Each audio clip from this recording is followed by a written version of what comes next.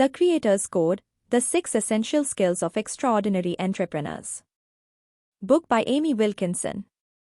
Introduction. क्या आप एक एक्स्ट्राऑर्डिनरी एंटरप्रेन्योर बनना चाहते हैं? क्या आप अपने ब्रांड को पूरी दुनिया में सक्सेसफुल बनाना चाहते हैं? तो आपको क्रिएटर्स कोड सीखना होगा। आप इस समरी में दी गई 5 खास स्किल सीख सकते हैं। पहला, गैप ढूंढना। दूसरा, दिन के उजाले के लिए ड्राइव करो। तीसरा, ओडीए लूप उड़ाओ। चौथा, समझदारी से हारो। पांचवा, छोटी छोटी चीजें गिफ्ट करो। इन एंटरप्रेन्योर्स की सक्सेस की कहानियों से आप इन सभी कॉन्सेप्ट्स को समझेंगे और अपने गोल्स के करीब पहुंचेंगे। Find the gap. क्रिएटर्स में कुछ जानने की इच्छा और समझ होती है, जिससे वो ऐसे गैप को देख सकते हैं जिन्हें भरने की जरूरत है। वो हमेशा सवाल पूछते हैं और जवाब ढूंढते हैं। क्रिएटर्स हमेशा ये गैप 3 तरह से भरते हैं। ऑथर इन्हें सनबर्ड्स, आर्किटेक्ट्स और इंटीग्रेटर्स कहते हैं। सनबर्ड वो लोग हैं जो एक जगह से सॉल्यूशन लेकर दूसरी जगह पर अप्लाई करते हैं। आर्किटेक्ट वो लोग हैं जो प्रॉब्लम देखकर उसका सॉल्यूशन खुद शुरुआत से बनाते हैं। आर्किटेक्ट्स शुरू से लेकर अंत तक सब कुछ खुद बनाते हैं, जबकि सनबर्ड्स दूसरी जगह से इंस्पिरेशन लेते हैं। इंटीग्रेटर कई मौजूदा कॉन्सेप्ट को एक दूसरे के साथ मिलाते हैं। अक्सर वो अपोजिट आइडियाज को एक दूसरे के साथ जोड़कर कुछ नया बनाते हैं। इंटीग्रेटर्स अलग अलग इंग्रेडिएंट्स को मिलाते हैं। स्टीव एल्स जाने माने मेक्सिकन रेस्टोरेंट चिपोटल के फाउंडर हैं। वो बोल्डर, कोलोराडो में बड़े हुए थे। जब स्टीव बच्चे थे तो वो बाकी बच्चों की तरह कार्टून नहीं देखते थे, बल्कि उन्हें कुकिंग शोज देखना पसंद था। कॉलेज के बाद वो न्यूयॉर्क के कुलिनरी इंस्टीट्यूट ऑफ अमेरिका में पढ़े। स्टीव ने वहाँ बहुत कुछ सीखा। ये उनके लिए बेहद मज़ेदार एक्सपीरियंस रहा था। फिर वो सैन फ्रांसिस्को में एक रेस्टोरेंट में काम करने लगे। छुट्टी के दिन स्टीव बाहर जाकर मेक्सिकन खाना खाते थे। वहाँ उन्हें अलग अलग मसालों और खाने के चीज़ों की खुशबू बहुत अच्छी लगती थी। एक दिन उन्होंने टैक्वेरिया के बाहर बहुत लंबी लाइन देखी। वहाँ बहुत ही टेस्टी, फ्रेश और गर्मागर्म खाना सर्व किया जा रहा था। इतनी लंबी लाइन देखकर स्टीव को लगा कि टैक्वेरिया की अच्छी कमाई होती होगी। इससे उन्हें अपना रेस्टोरेंट शुरू करने की इंस्पिरेशन मिली। कुछ हफ्तों बाद वो वापस कोलोराडो गए और अपने पहले रेस्टोरेंट के लिए जगह ढूंढी। उन्होंने 1 महीने के रेंट के लिए $750 दिए। वो जगह 850 स्क्वायर फीट पड़ी थी। इस तरह पहला चिपोटल 1993 में खुला। स्टीव एक फास्ट फूड चेन बनाना चाहते थे, जो असल में फास्ट फूड से उल्टा मतलब रखता हो। वो खाने की क्वालिटी में किसी तरह की कमी या समझौता नहीं करना चाहते थे। उन्होंने बेस्ट क्वालिटी के इंग्रेडिएंट्स चुने जो जल्दी और कम कीमत में मिले थे। बाकी फास्ट फूड की तरह चिपोटल में खाना बनाने की टेक्निक मशीनी नहीं है। इसका मतलब है कि वहाँ प्याज को किसी मशीन से नहीं बल्कि एम्प्लॉयीज खुद अपने हाथों से काटते हैं। ऐसा इसलिए क्योंकि मशीन प्याज में से नमी हटा देता है। चिपोटल में काम करने वाले खुले किचन में काम करते हैं ताकि कस्टमर उन्हें देख सके। स्टीव ने कहा कि वो चाहते थे कि लोग देखें कि वो ताज़े एवोकाडो से गुआकामोल बनाते हैं। गर्म, ताज़ा, हेल्थी, टेस्टी, सस्ता और कस्टमर्स को फटाफट खाना सर्व करना, ये है चिपोटल की खासियत। जहां बाकी फास्ट फूड में सब कुछ प्रोसेस किया जाता है या डिब्बा बंद टिन का सामान इस्तेमाल किया जाता है, वही चिपोटल में सब शुरू से बिल्कुल ताज़ा बनाया जाता है। इसके बावजूद उन्हें खाना सर्व करने में देर नहीं होती। चिपोटल मेनू में बहुत लिमिटेड आइटम हैं, जैसे बरीटो, टैको, सलाद और बरीटो बोल। चिपोटल बर्गर, कॉफ़ी या कुकीज़ नहीं बनाते, पर स्टीव का ये गोल है कि वो दुनिया के सबसे बेहतरीन और टेस्टी बरीटो बनाने वाला ब्रांड बने। स्टीव का मंत्र है ईमानदारी के साथ खाना बनाना और सर्व करना। निमन रेंज उनके सप्लायर्स में से है जो सैन फ्रांसिस्को के पास है।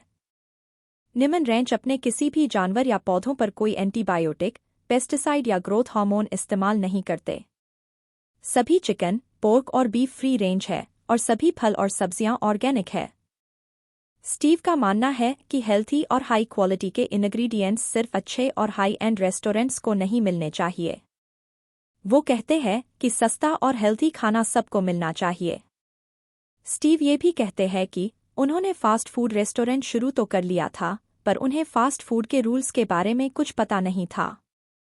वो एक इंटीग्रेटर हैं जिन्होंने कई अलग अलग तरह के अपोजिट कॉन्सेप्ट को एक साथ मिक्स कर दिया था। इसका नतीजा ये निकला कि चिपोटल के फूड क्वालिटी को बहुत बड़ी सक्सेस मिली। इस कंपनी की वैल्यू करीबन $3.6 बिलियन है। Drive for day light. Race car के ड्राइवर अपनी स्पीड को 200 माइल्स घंटा कैसे रखते हैं? उनका ध्यान खिंची हुई लकीरों पर नहीं होता, न ही दूसरे ड्राइवर्स से आगे रहने में होता है। उनका ध्यान मंजिल पर होता है। क्रिएटर्स रेस कार ड्राइवर की तरह ही होते हैं। क्रिएटर्स अपने लॉन्ग टर्म गोल्स को ध्यान में रखते हुए अपने शॉर्ट टर्म प्रॉब्लम को सुलझाते हैं। वो अपने ध्यान को लेजर की तरह तेज रखकर काम करते हैं। क्रिएटर्स अपनी तुलना दूसरी कंपनियों के साथ नहीं करते और उन्हें इंडस्ट्री के रूल्स या प्रिंसिपल से भी कोई लेना देना नहीं होता है। क्रिएटर्स सब काम जल्दी निपटाते हैं और उनका ध्यान हमेशा आगे की ओर रहता है। हमदी उलुकाया चोबानी नाम के $1 बिलियन दही ब्रांड के फाउंडर हैं। वो 1994 में यूनाइटेड स्टेट्स आए थे। वो असल में टर्की के नॉर्थ ईस्टर्न हिस्से से हैं। हमदी न्यूयॉर्क में बिजनेस पढ़ने आए थे, पर जल्द ही उन्हें लगने लगा कि ये जगह उनके लिए नहीं थी। वो अपने आप को डेयरी बॉय बताते हैं। उन्होंने खेत में काम करने के लिए पढ़ाई छोड़ दी और गांव की तरफ आ गए। 2002 में उन्होंने फेटा चीज़ बनाना शुरू किया और रेस्टोरेंट और फूड स्टोर में बेचने लगे। एक दिन उन्होंने एक ओल्ड क्राफ्ट फूड्स नाम के दही बनाने वाले प्लांट को बेचने का ऐड देखा। उसमें सभी तरह की मशीन लगी हुई थी, पर वो 80 सालों से भी पुराना था। पहले तो हमदी ने उस ऐड का कागज फेंक दिया, पर कुछ मिनटों बाद उन्होंने उसे कचरे के डब्बे में से उठाया और उस दही बनाने प्लांट को देखने चल दिए, जो न्यूयॉर्क से 200 मील दूर था। वहां पहुंचकर उन्होंने देखा कि उस जगह की हालत काफी खस्ता हो चुकी थी। वहां छत से पानी टपक रहा था और दीवारों से पेंट की पपड़ियां उखड़ रही थीं। पुराने मशीनों को सफाई और रिपेयर की जरूरत थी। हमदी के पास इस जगह को ना खरीदने के बहुत सारे कारण थे, पर उनका मन कह रहा थे कि उसे खरीदा जाए। हमदी का प्लान था ऐसा low fat, high protein Greek दही बनाना जो यूनाइटेड स्टेट्स के किसी भी और ब्रांड से बेहतर हो। उन्होंने सोचा कि अमेरिकन दही बहुत मीठा, पतला और प्रिजर्वेटिव से भरा होता है। वो गाढ़ा और खट्टा दही बनाना चाहते थे, जैसा उनकी मां टर्की में बनाती थी। उन्होंने एक अलग किस्म का पैकेजिंग डिजाइन किया, जिस पर लोगों की नज़र तुरंत पड़े। हमदी ने दही के कप को ज्यादा छोटा और ज्यादा गोल बनाया था। इसके बाद उन्होंने कप के साइड और ऊपर अपने ब्रांड का लोगो लगाया। हमदी ने कहा, कुछ दिन आपको खुद पर यकीन होता है कि आपका प्रोडक्ट धमाल करने वाला है, लेकिन अगले ही दिन कोई छोटी सी गलती हो जाती है और दही का स्वाद सही नहीं बनता। लेकिन एक फाउंडर होने के नाते आपका पूरा ध्यान आपके गोल पर होना चाहिए। अगर आपका ध्यान हटा तो आपको पीछे मुड़कर देखना पड़ेगा। मैं हमेशा अपने गोल पर नजर रखता हूं, बस वही हमेशा मेरे दिमाग में रहता है। अक्टूबर 2007 में हमदी और उनके स्टाफ ने चोबानी का पहला ऑर्डर पैक किया। वो था 300 स्ट्रॉबेरी, ब्लूबेरी और पीच क्रीक दही के डिब्बे, जिसे लॉन्ग आइलैंड के एक रिटेलर के लिए बनाया गया था। एक हफ्ते बाद स्टोर मैनेजर का फोन आया कि सारा का सारा दही फटाफट बिक गया था। चोबानी दही ने धूम मचा दी थी। ये खबर मिलते ही हमदी ने फटाफट शॉपराइट सुपरमार्केट चेन को कांटेक्ट किया। उनकी दुकानें 200 से भी ज्यादा लोकेशन में मौजूद थी। हमदी बचे हुए दही को स्टोर में रखने का खर्च नहीं उठा सकते थे, इसलिए उन्होंने वादा किया कि जो दही नहीं बिकेगा वो उन्हें वापस ले लेंगे। उनका ये पैंतरा काम कर गया। हमदी को 2009 में एक बड़ा ब्रेक मिला, जब Costco, stop shop, BJ's wholesale club और पब्लिक्स जैसे जाने माने स्टोर ने चोबानी के प्रोडक्ट को रखना शुरू किया। हमदी अब हर हफ्ते 1 मिलियन बॉक्स दही प्रोड्यूस करने लगे थे। उन्होंने ये जान लिया था चोबानी को एग्रेसिव होना पड़ेगा, इससे पहले कि योप्लेट और डेनन जैसे कंपीटर्स उसे कुचल दे। चोबानी की रफ्तार बिजनेस का मंत्र बन गया। 2012 तक न्यूयॉर्क का प्लांट हर हफ्ते 1.8 मिलियन केस बनाने लगा। तेजी से बढ़ती डिमांड को पूरा करने के लिए हमदी ने ट्विन फॉल्स, इडाहो में दूसरा प्लांट खोला। जब हमदी ने बिजनेस शुरू किया था, ग्रीक योगर्ट, यूएस के $78 मिलियन योगर्ट बिजनेस का सिर्फ 0.2% शेयर कवर करता था। 2013 के अंत तक यह बढ़कर 50% हो गया था। चोबानी देश का नंबर 1 बेस्ट सेलिंग योगर्ट बन गया था। हमदी कहते हैं, हमें लाजवाब चीजें करने का आशीर्वाद मिला है। इस देश में योगर्ट की कहानी तो बस शुरुआत है। Flying the ODA loop. ODA मतलब ऑब्जर्व, ओरिएंट, डिसाइड और एक्ट करना। यह thought air force pilot John Boyd का है। इसका मतलब है तेज रफ्तार की कंपटीशन में भी दुश्मन से ज्यादा हमें फायदा हो, दुश्मन का ध्यान जाए उससे पहले ही अपने अगले कदम की तैयारी करना। इससे दुश्मन कंफ्यूज हो जाता है और सिचुएशन का कंट्रोल हमारे हाथों में आ जाता है। पहला स्टेप है ऑब्जर्व करना। इसका मतलब है क्या हो रहा है उसे ऑब्जर्व करना और हर सोर्स से सारी इन्फॉर्मेशन को समेटना। दूसरा स्टेप है ओरिएंट करना, यानी अपने आप को ऑर्गेनाइज करना, अपनी दिशा तय करना और इन्फॉर्मेशन में से जरूरी और गैर-जरूरी जानकारी को अलग अलग करना। तीसरा स्टेप है डिसाइड करना, यानी क्या एक्शन लेना है वो फैसला करना। चौथा स्टेप है काम करना, यानी आपने जो फैसला लिया है उस पर काम करना। ओडीए एक लूप है। आपको इफेक्टिव डिसीजन जल्दी जल्दी लेते रहने होंगे। इससे आपको अपने दुश्मन की तुलना में एडवांटेज भी मिलता है। इसका फायदा समय के साथ बढ़ता जाएगा और आप एक पावरफुल कॉम्पिटिटर बन जाएंगे। इसलिए ऑब्जर्व, ओरिएंट, डिसाइड और एक्ट करना। फिर से ऑब्जर्व, ओरिएंट, डिसाइड और एक्ट करना ना भूलें। 1999 में मैक्स लेचिन और पीटर थियल ने अपने प्रोडक्ट कॉन्फिनिटी को इलॉन मस्क के X.com के साथ मर्ज कर दिया था और उन्होंने अपने नए ऑनलाइन बैंकिंग फर्म का नाम पेपाल रखा। कंपनी के पूर्व वाइस प्रेसिडेंट रीड हॉफमैन का कहना है, पेपाल टीम की खास बात यह है कि वो फास्ट हैं और आगे बढ़ते रहते हैं। वो काम पूरा करवाना जानते हैं, चीज़ों को चेक करते रहते हैं और जो चीज़ काम नहीं कर रही है उसे छोड़ते जाते हैं। पेपाल अपने कॉम्पिटिटर्स से जल्दी और बेहतर तरीके से ओडीए लूप से गुजरते रहे। जब उनका कोई कॉम्पिटिटर कोई नया फीचर रिलीज करता है तो पेपाल एक कदम आगे बढ़कर कुछ बेहतर रिलीज करता है। एक बार बैंक कॉम ने उन लोगों को $10 बोनस में दिए जिन लोगों ने अपने दोस्तों को ऑनलाइन बैंकिंग सर्विस में साइन अप करवाया था। पेपाल ने एक हफ्ते में ही इसका तोड़ निकाल लिया और उन लोगों को $10 बोनस में दिए जिन्होंने साइन अप किया था, और जिन लोगों ने अपने किसी दोस्त को रेफर किया था उन्हें अलग से 10 भी दिए। ये स्ट्रेटेजी जबरदस्त काम कर गई।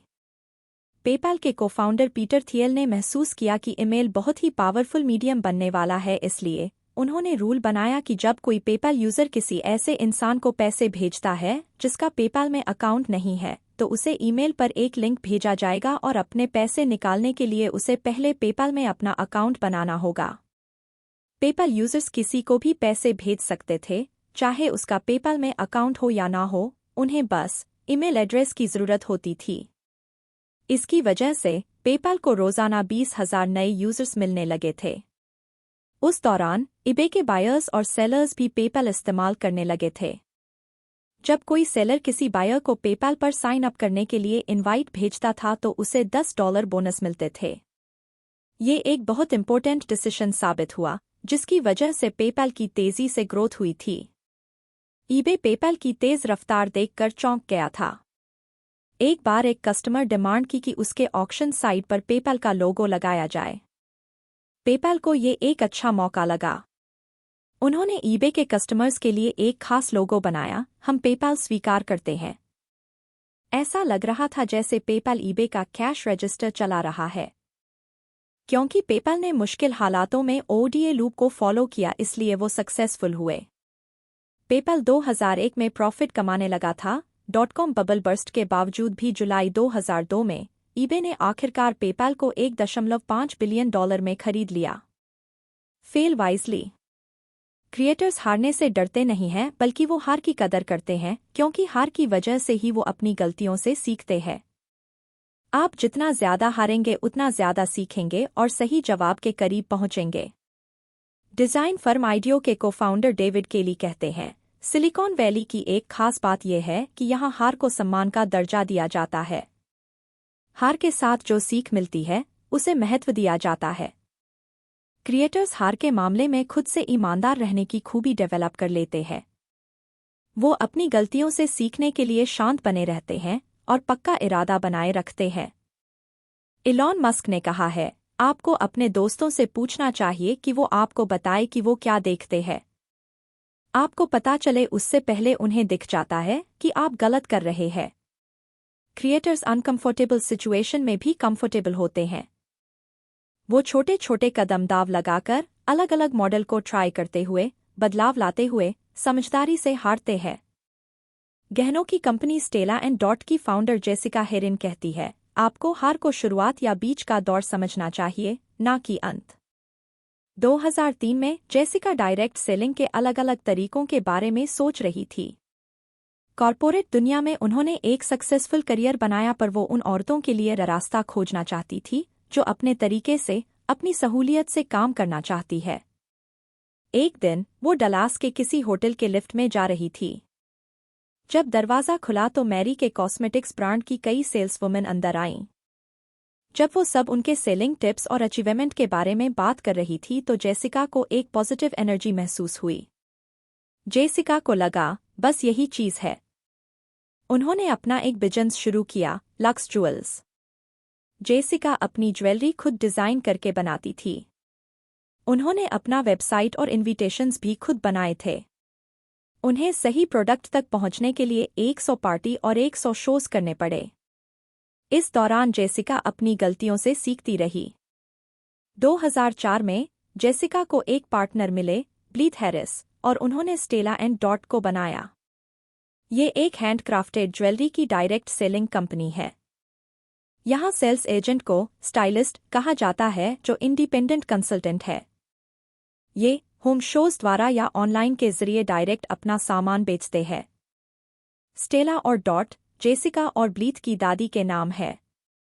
जहां बाकी बिजनेस गलतियां करके बहुत ज्यादा पैसे बर्बाद कर देते हैं, जेसिका और ब्लीथ प्रोडक्ट को बनाने से पहले छोटे लेवल पर टेस्ट करके देखते हैं और उसके बाद $1 मिलियन का स्टॉक बनाते हैं। अपने अगले प्रोडक्ट लाइन को चुनने में वो स्टाइलिस्ट को भी शामिल करते हैं। अपने ऑर्गेनाइजेशन की मीटिंग में जेसिका पोस्ट इट नोट को बढ़ावा देती है।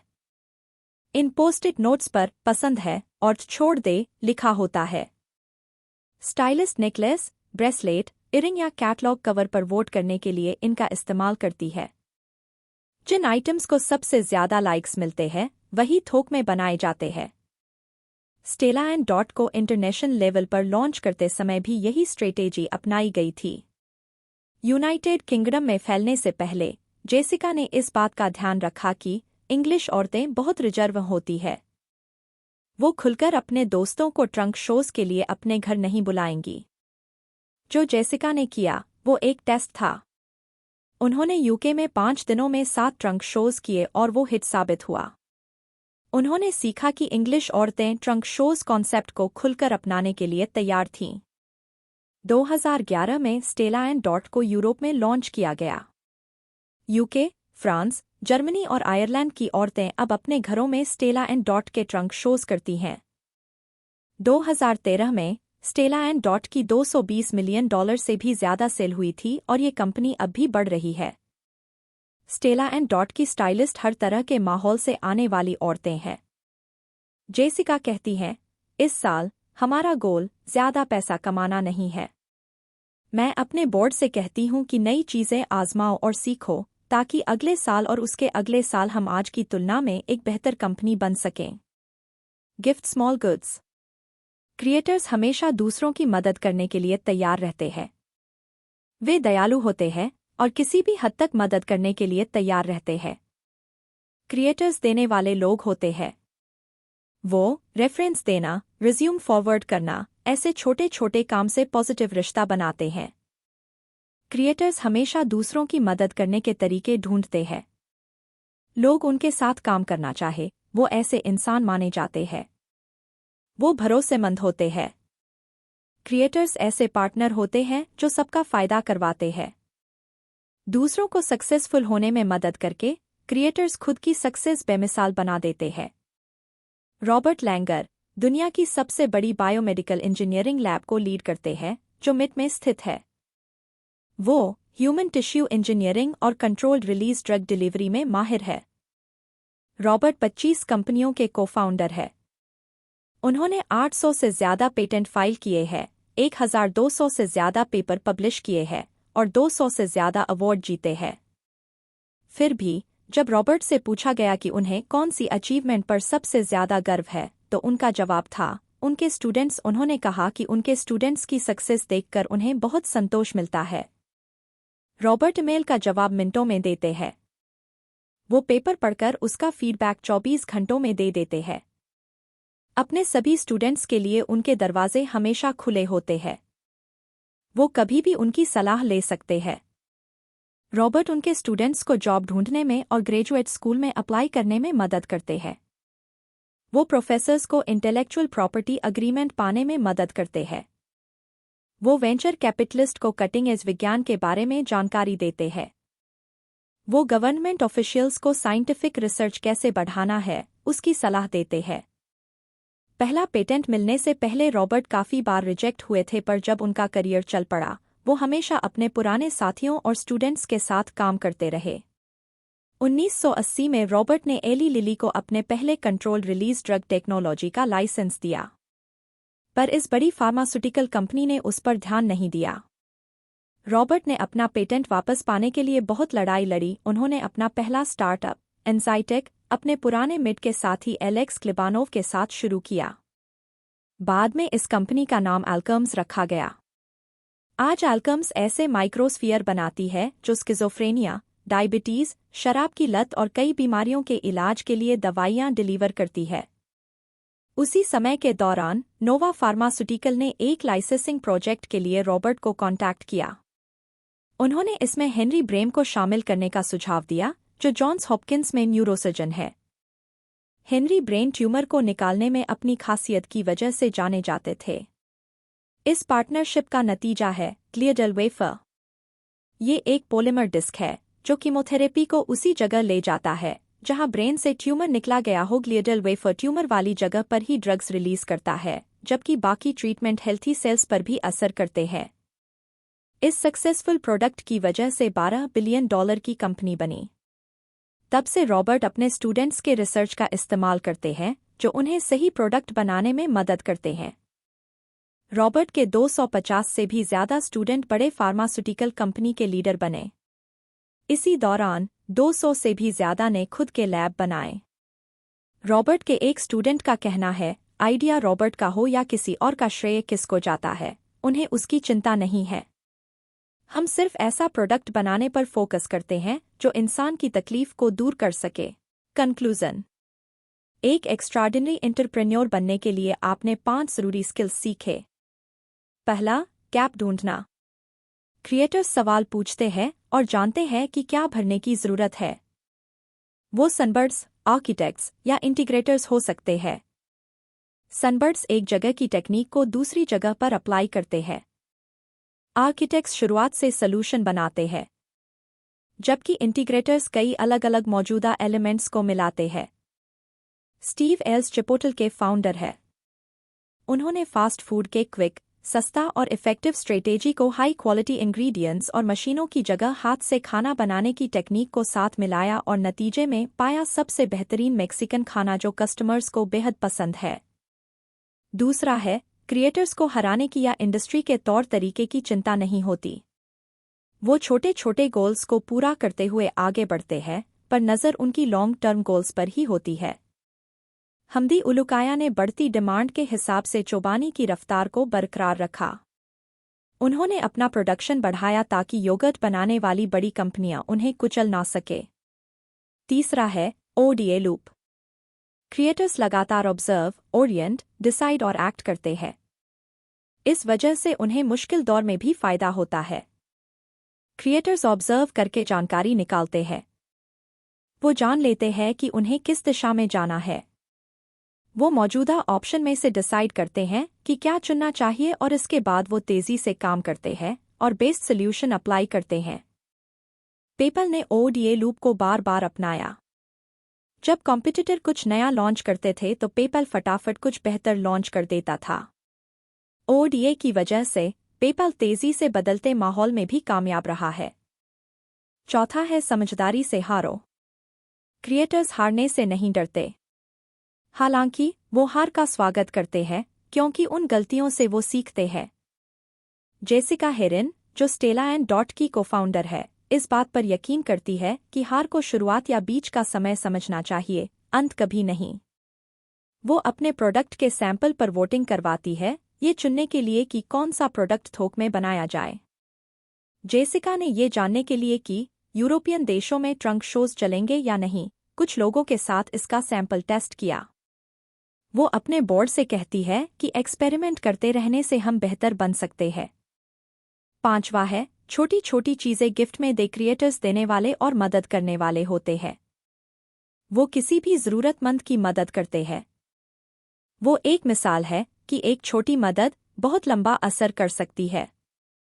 क्रिएटर्स निस्वार्थ होते हैं और दूसरों को भी निस्वार्थ बनने की इंस्पिरेशन देते हैं।